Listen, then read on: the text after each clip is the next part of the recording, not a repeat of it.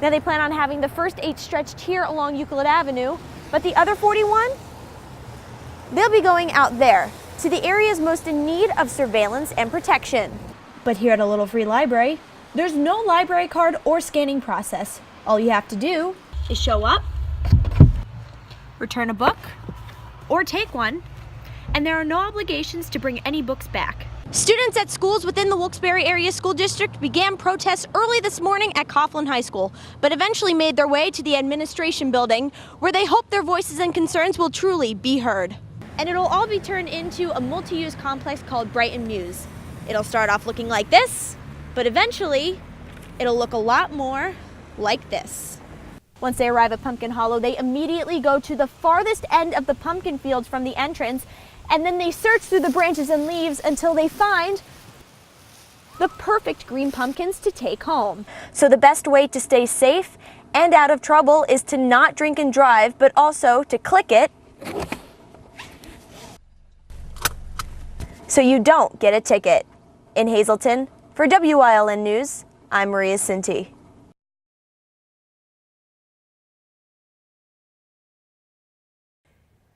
It slows me down. It slows me down in terms of the work that I'm trying to do.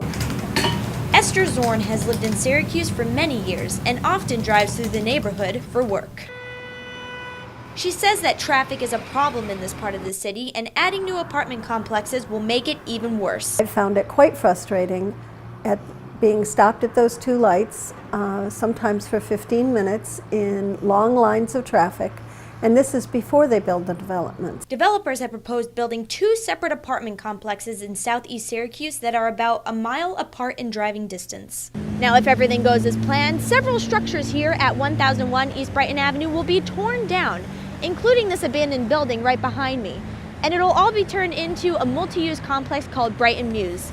It'll start off looking like this, but eventually it'll look a lot more like this. And right down the road between East Brighton Ave and Thurber Street is the Brighton Avenue Apartment Complex project. It will be a gated community consisting of more than 160 student apartments. Syracuse Common Councilor Susan Boyle says there's a push to develop Southeast Syracuse apartments because they provide easy access to major highways, they're cheaper than downtown apartments, and 99% of downtown apartments are occupied. It'll be aesthetically better for the community all across the board.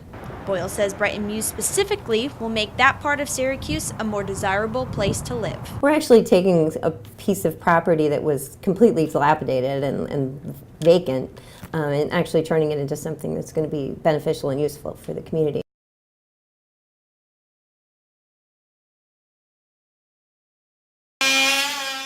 Construction workers and restoration team members are cracking down to finish restoring the most anticipated hotel in Syracuse, the Marriott Syracuse Downtown. Hotel manager Paul McNeil says the hotel renovation makes it more likely organizations will choose to hold their conventions in Syracuse. I think that's what the market has lacked over the last 12 years is a designated convention hotel. We'll be partnering with the On Center to bring more conventions into our market. The Syracuse Convention and Visitors Bureau Communications Manager Nikita Jankowski says the On Center Convention Center can hold as many as 60,000 convention attendees in 1 year. She says this number could double after the hotel opens, with up to 20 additional conventions at the On Center each year.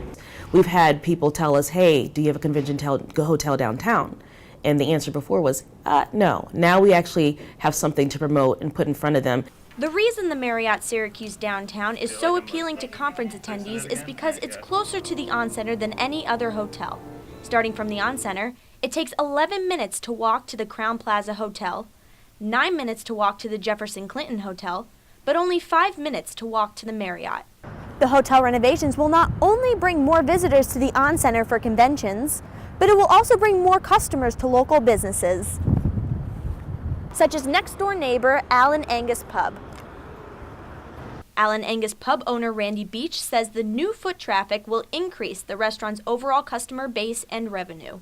I gotta believe that we'd be looking at somewhere around 100 new customers a week.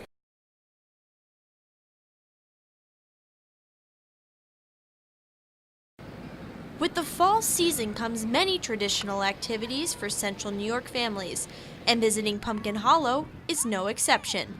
But while many couples and families visit the pumpkin patch to walk through the corn maze or enjoy a hayride, the reason why one Syracuse couple goes every year is much different. We hunt the fields for green pumpkins. Our son is a graduate of Notre Dame, and we are a Notre Dame family, and therefore we must have green pumpkins. We think. Great. That's perfect. Dear. It's been a 25-year tradition for Ted and Janet Lankowitz, an activity they began with their son and have continued doing as a couple ever since. So now it's just kind of, he jokes about it and we remind him that we're going to go do it. And he jokes about, well, you can eat green ones, right? Yeah, green. So. Now, Ted and Janet go through a very specific process when they're searching for pumpkins. Once they arrive at Pumpkin Hollow, they immediately go to the farthest end of the pumpkin fields from the entrance, and then they search through the branches and leaves until they find the perfect green pumpkins to take home. Since the pumpkin patch mostly features bright orange pumpkins, the perfect green pumpkins could be very difficult to find. But that's what Ted Lankowitz says makes the search worthwhile. There's no demand for the green pumpkins. So if we can find them, we can get them, we can buy them. There's no competition for green pumpkins here. But more than anything, Ted and Janet agree that this tradition will never get old. It's part of our fall. It's part of the fall. It wouldn't be the same if we didn't do it.